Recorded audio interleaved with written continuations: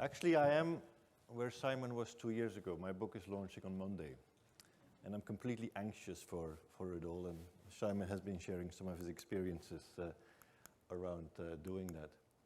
Actually, I've been a serial chief learning officer for quite a number of companies, like chief for Philips, for Cognizant lately, and some other companies. And what I found actually, and that's my first thing, and we're all people in learning, I think, no? Who is not in learning here in the room?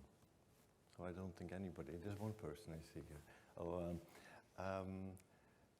We all have people we're all serving people in our teams. And what I've noticed in observing many of our colleagues, some people are just people that we don't need to serve. They're learning all the time. They're always ahead of the game. They'd love to join our programs because they're naturally interested in it, but actually they don't need it. And I ended up calling them A players. And then you have B players. B players are people that want to learn, want to grow, but they miss something. They need a manager, or they need a marketing campaign, or they need something to get going. And I started thinking to myself, what are these A players, and what constitutes, and what is the magic behind this? And is this something that is arriving from birth, or is that something that can be trained? And I've started kind of reflecting and thinking and looking at the research around what constitutes such an A player. And I found a number of things. First of all, A players are what I call confidently humble.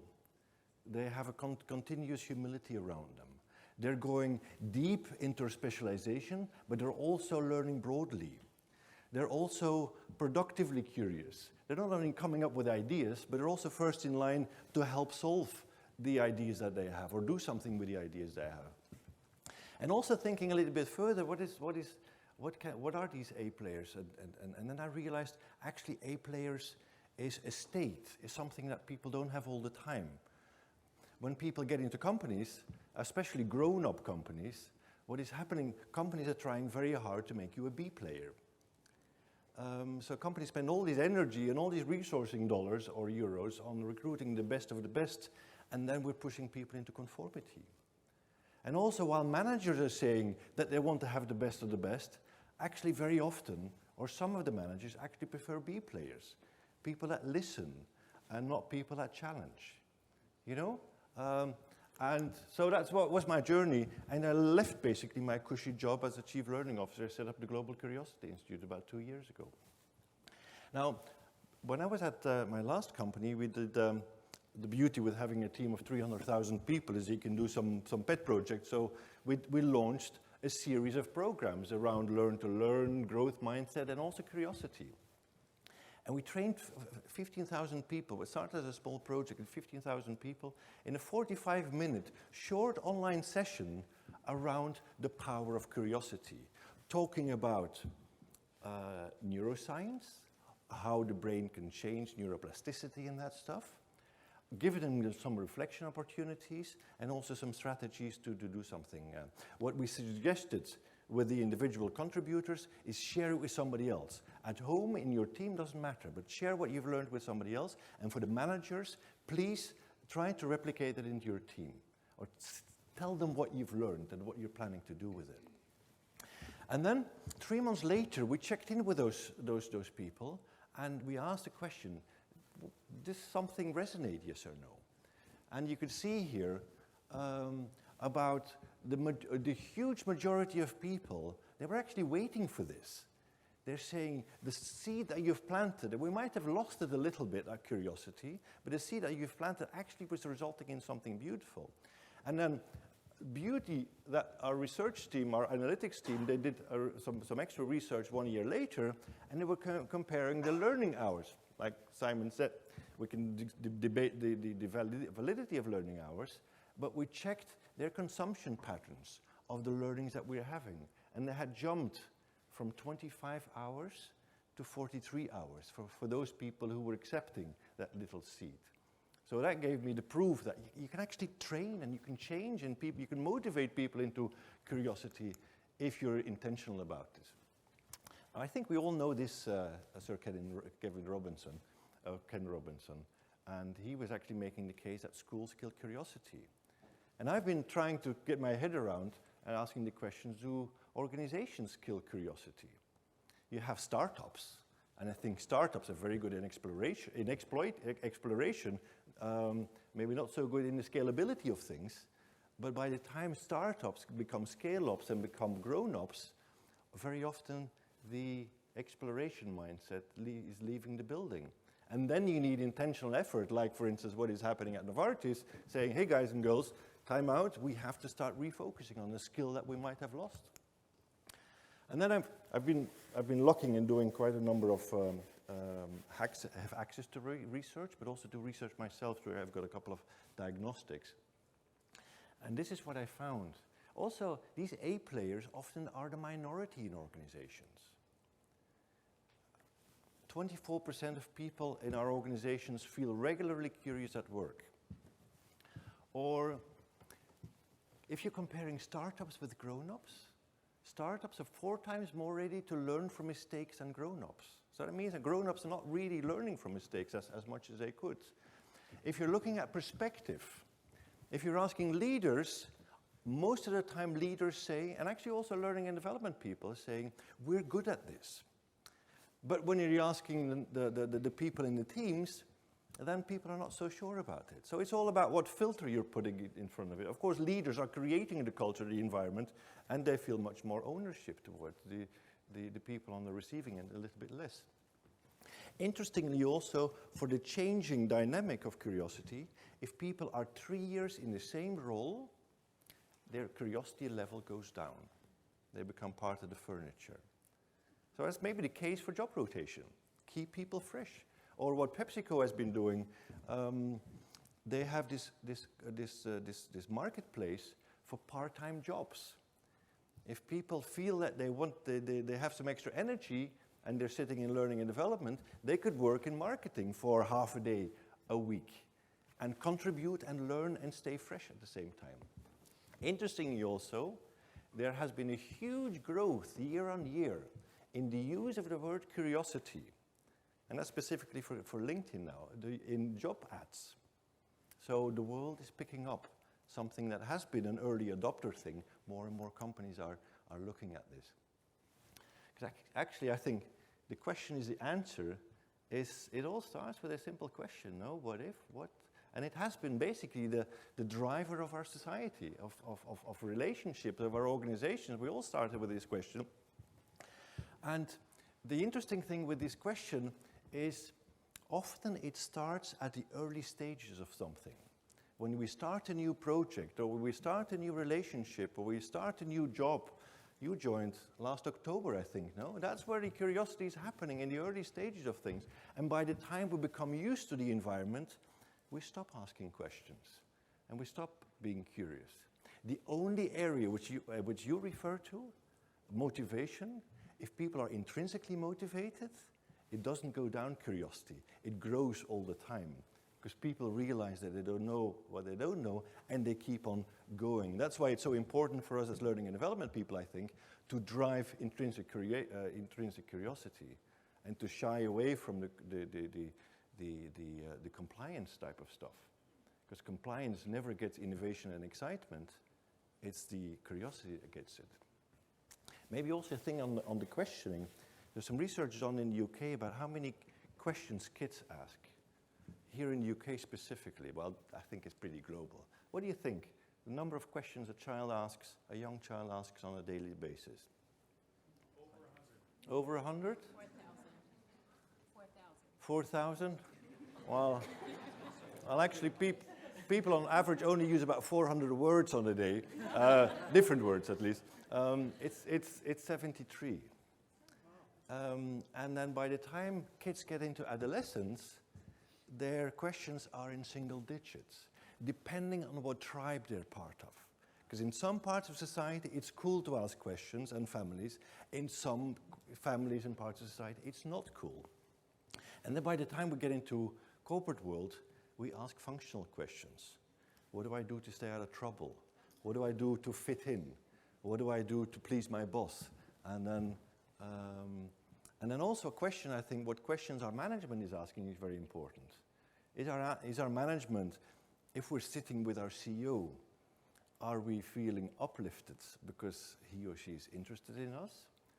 Or are we feeling checked on? Is this manager asking questions, kind of the difference between listening to fix or listening to learn? So it's an interesting dynamic, I think. Curiosity, also very interesting, has attraction and distraction. Until the 1950s, roughly, curiosity was a bad thing. Curiosity was something for nosy kids, was linked to gossip. In the Polish language, anybody from Poland here? I was told by a lady from Poland that there is this saying in Polish, curiosity is the first step to hell. And in French we say too much curiosity kills. And many languages have this negative connotation still stemming from the way back. I've got an entire chapter on the history of curiosity and what we think about curiosity. And then on the right-hand side, we have the positive dimension as it links to innovation, to discovery, to exploration, to research, which more and more companies are embracing now. When I said that curious people, these A players, not only want to have a good idea, but also want to implement it, it's the first one. I asked often people, what does a curious professional look like? And that's a curious is more likely to, and they have a choice about 14 different answers. And this is bringing an idea to life at work is the most important thing. So curiosity is not just having ideas, it's having ideas and then do something with it. Curiosity for me is growth mindset in action. It's an action verb. And curious people just do something with it. It's not about speaking languages or having friends or having talents, but it's about having ideas. And that's how are we kind of playing with that as learning and development as organizations, probably the question. Now, when we're talking about individual curiosity, I'm using 3 different applications of curiosity. First of all, which is cognitive curiosity, which is a typical definition of curiosity, interest in stuff, in nature, in it. I've added 2 dimensions.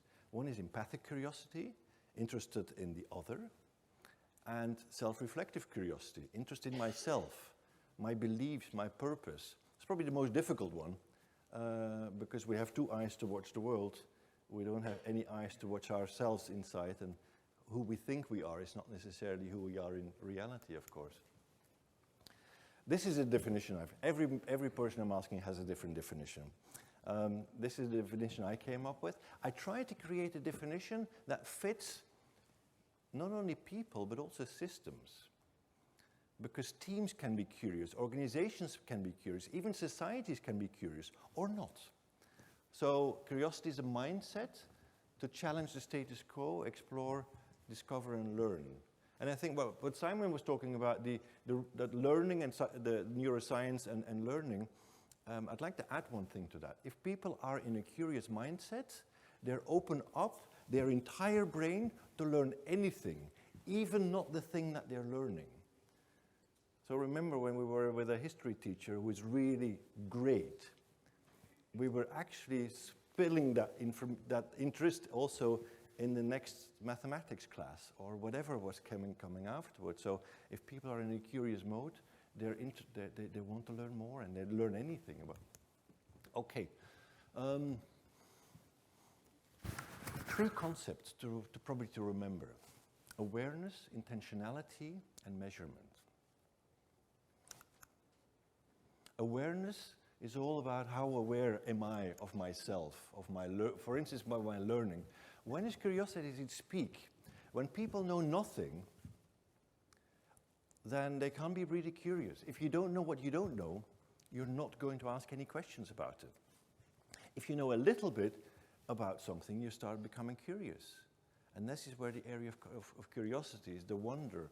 And then the moment people, when they think they know too much, this curiosity starts coming down. There's research in North America that seasoned doctors, old doctors, 40, 50, 60-year-old doctors, are not as good as diagnosing patients when compared to 30-year-old doctors, because they think they know it all. And they're trying to compare their diagnosis with cases they had in the past, and they stop asking questions that this might be something different. And think about it also as experienced learning and development people. the danger is that it goes down, or as experienced managers or experienced leaders. Microsoft has done a great thing. They changed their culture from a know-it-all to a learn-it-all culture, celebrating learning and not knowing. And I think that's a great example here. And then, am I judging or am I curious when I have a customer in front of me and doing learning, when I'm a leader? Because for me, the opposite of curiosity is conformity. Conformity is a given. Conformity gives us peace of mind, gives us stability, gives us reassurance. And we always have that. Curiosity is the electric band that we need energy to move away from that curiosity. And when we pull a little bit, we explore our known world, our specialization, our the things that we know. When we pull more, we're discovering something completely new. Then we're going to explore new territories. We're going to read new things that we never heard of before. One of the suggestions I have often when people ask me how can I be wildly curious is I say, buy the book next to the book that you want to buy. You know? Let serendipity slip in and maybe you'll discover something new. Intentionality. Intentionality is the opposite of leaving things to chance. And I've seen it a lot in grown-up companies, and that's why I love so much Simon's example. At Novartis, curiosity is intentional. It's put on the radar. And by putting on the radar, you do something with it. Every company will have their own definition, their own approach to curiosity, but if you put it in an intentional framework, things will happen much faster. And intentionality at the empathic level I think is beautiful when you don't like somebody, is to actually try to get to know the person, because you're looking to that person from your filter, and maybe being curious. How many problems in society could we solve, I think, no? If we're all a bit more curious about each other. And then if you're a leader, try to be aware, intentional, and measure double. For instance, reverse feedback. I found in my research, in my questionnaires, that for the first-line managers, about 23% is asking for reverse feedback. So 77% don't. They're not asking, how am I doing, their employee. Middle managers, it moves up to roughly 46%. So you would say there's a bit more mature people. And then for senior leaders, how much do you think it is? 0. Which company are you? It's slightly higher. What do you think? 5%. It's actually 6%. You're close. Of senior leaders asking. In grown-up companies I'm talking about. Startups, different ballgame. I don't have enough startups yet in my data set. And then measurement. And one way of measuring is like what Simon did. Another way of measuring at an individual level, I designed a diagnostic. It's available in 8 languages, where people are doing a 10-minute analysis online, and they get their own report around what is my cognitive curiosity, what is my empathic, and what is my self-reflective curiosity. And that primes people to do something about it. And I also have an organizational diagnostic, and it's very interestingly that actually every company has something great to show for when they're thinking carefully about curiosity. We've all been startups. We all have great dimensions that we're doing, whether it's in learning or it's in recruitment or something, but we're creating limiting barriers for ourselves. For instance, internal processes and practices. If we promote people, do we promote them because they're conformists, or do we promote them because of their curiosity? In many organizations, I'm doing often cases, in many organizations they say we actually promote for conformity. We should promote for curiosity, but we don't really do it. Or innovation mindset, exceptions of failures, culture of openness, those type of things. Okay, and that's a book coming out on Monday. Buy 2 books, The Curiosity Advantage and mine, and I'd love to have your feedback. Shall we get into some questions, I hope?